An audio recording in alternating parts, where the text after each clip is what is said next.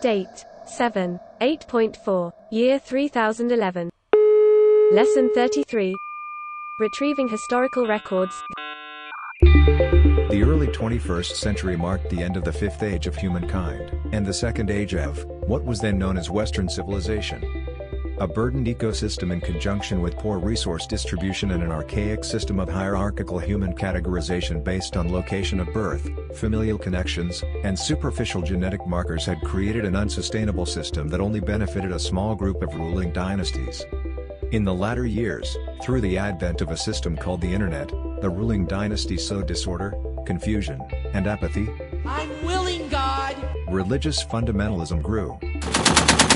The violence of our primitive past commonplace.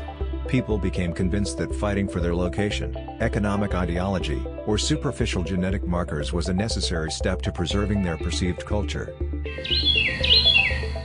While communes had existed for many years, around 2020, many religious congregations went off the grid, a term used to denote the lack of dependence on the power structures in place for energy needs or communication.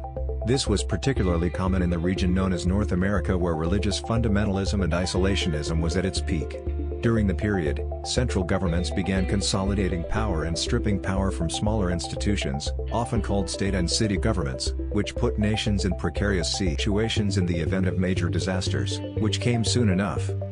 In 2028, over a 3-day period, an estimated 3 billion people died from a previously dormant rhinovirus, Picornaviridae picornaviralis. The event was called the Rapture, in reference to a Christian religious belief about the deity Jesus Christ extracting his followers from planet Earth. Say it, boys and girls, in the name of Jesus. You know exactly what you need to repent of. Name it. Name it out loud. This did little to quell religious fundamentalism, and new taboos emerged discouraging physical contact and intimacy. With so few people left behind, the infrastructure began to crumble. Governments collapsed, replaced by chaos and warlords. The ruling dynasties had a contingency plan and fled to Svalbard Global Seed Vault in Norway, where accommodations had been constructed in secret so that they might continue to rule.